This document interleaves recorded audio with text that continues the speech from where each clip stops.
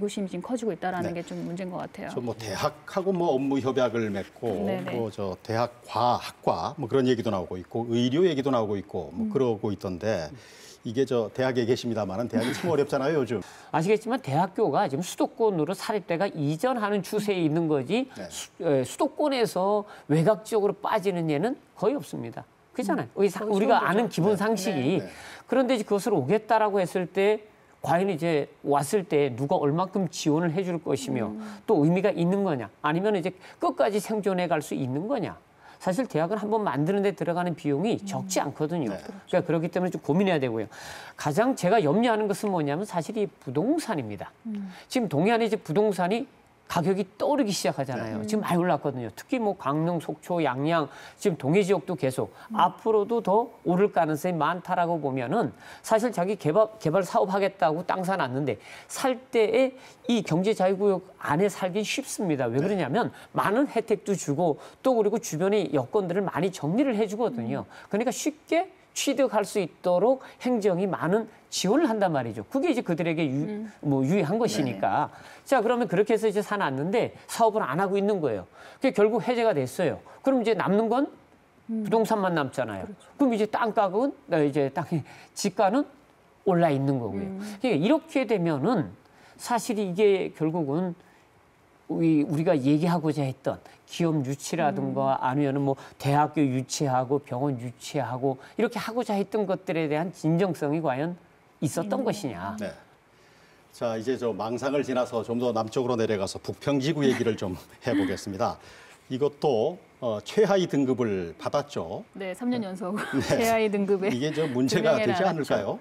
그래서 그때 당시 이제 지금 올해 이제 그 3년 연속 최하위 등급을 받으면서 북평지구는 이제 일부 지적 해제를 추진하겠다라고 이제 산업부에서 밝혔고 실제로 최근에 이제 7월 19일에 이제 그 경제자유구역위원회가 열렸고 이 안건이 이제 상정이 됐습니다. 그래서 이제 북평지구 같은 경우에 그 담봉 지역이라고 하는 곳이 있는데, 그러니까 국가 산단 말고 건너편에 있는 지역 이제 새로 이제 부지를 조성하는 담봉 지역이라고 하는 곳이 있는데 거기 부지에 거의 대부분이 해제되는 걸로 이제 의결이 됐어요. 그래서 일부 남아 있는 부분은 이제 LH에서 이제 개발하려고 이제 예비 타당성 조사를 하고 하는 그 부분들 이제 재예타를 하겠다 이제 이렇게 가고 있거든요. 그래서 부평지구 같은 경우에도 그러니까 맨 처음에 한 4.16 제곱킬로미터 정도 만약에 했던 부분들에서 지금은 뭐 거의 뭐 한 50만 정도, 50만 제곱미터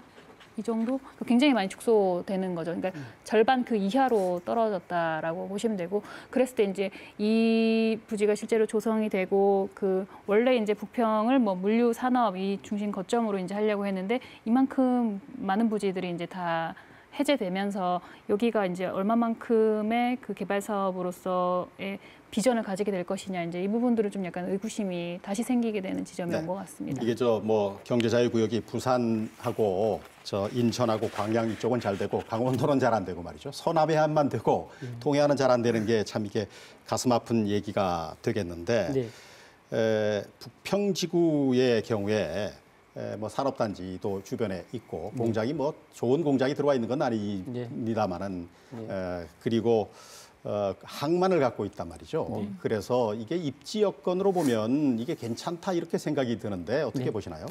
그 일단 이제 그 말씀하신 것처럼 우리나라 이제 8개, 그러니까 강원도 경제자유지대를 빼고 나머지 이제 7개가 잘 되느냐? 그렇지 않습니다. 거기도 이제 똑같은 상황이고 해제된 곳들도 여러 곳 있고요. 또 문제가 많이 되고 있습니다. 우리뿐만이 아니고 그래서 그렇죠. 전체적인 현상이다 이렇게 우리가 이해하면 좋을 것 같고요. 그중에서 강원도 동해안권이 가장 심각하다. 뭐 이렇게만 정리하면 될 것 같고요.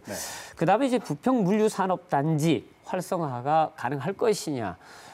사실 이제 항만을 끼고 있어서 활성화될 것으로 얘기를 했고, 그리고 이제 물류산업단지를 주변에 조성하는 것이 결국은 묵호항, 동해항도 살리고 물류산업단지도 활성화시킬 수 있다라고 이제 얘기를 해서 이것도 사실 틀린 얘기는 아닙니다. 이게 중요한 것은 이제 그동안에 우리가 조금 이제 먼저 시작을 해가지고 좀 이것을 활성화시켜야 되는데 사실 그렇지 못했거든요. 그 이유는 뭐냐면 우리가 보통 이제 물류산업단지의 핵심은 벌크 화물이 아니고 다 컨테이너 화물입니다. 그런데 이 동해안에는 컨테이너를 올리고 내릴 수 있는 크레인이 없어요. 네. 그러니까 벌크 화물만 계속 이제 하다 보니까 사실 활성화될 수 없는 조건을 갖추고 있는 거예요. 네. 그 없는 조건을. 그러려 그러면은 이것을 이제 우리가 활성화시키려 그러면은 일단 컨테이너를 네. 이제 뭐 싣고 내리고 할 수 있는 이런 시스템들이 갖춰야 되는데 지금 모르겠습니다. 앞으로 이제 동해안이 얼마나 이제 확장성을 가지고 이제 뭐 해수부나 이런 데 지원을 해가지고 항만을 더 확장할지 이런 것들이 어느 정도 진행이 된다 그러면 지금은 물류 어떤 물동량 확보라든가 아니면은 물류 산업 단지로서의 가능성은 아직도 존재한다. 네. 이렇게 볼 수 있는 거죠. 네, 동해안권 경제자유구역 지구지정 5년 6개월. 그동안 우리가 성공도 봤고 실패도 봐서 우리가 이제 앞으로 이런 건 좀 잘해야 되겠다 이런 이제 생각이 들었죠. 생겨났는데 이제 경제자유구역이 잘 되기 위해서는 아까도 지적이 됐습니다만은 환경 문제, 안전 문제, 또 글로벌 경제 상황이 어떻게 돌아갈 거냐, 뭐 남북 문제도 있겠고 여러 가지가 있을 것 같은데. 어떻게 하면 될까? 어떻게 하면 성공할 수 있을까? 이거 한 말씀씩 하시고 그리고 이 시간 맺도록 하겠습니다. 교수님부터 하실까요? 네, 일단은 이제 기업들을 유치하는 것은 뭐 방법이 없습니다. 그래서 기업을 유치해 놓으면 자치단체가 적극적으로 나서가지고 많은 문제점들을 해결. 그것이 환경 문제건 아니면 다른 문제든 이런 것들을 좀 적극적으로 좀 이렇게 나서가지고 도와준다 그러면 뭐 기업들 입장에서는 사업하기가 좋으니까요. 많은 기업들이 오지 않을까 하는 생각들이 듭니다. 그러니까 처음부터 너무 네. 안 좋은 시선을 가지고 기업들을 바라보는 것은 그거는 기업 유치 안 하겠다는 것이 옳지 않고요.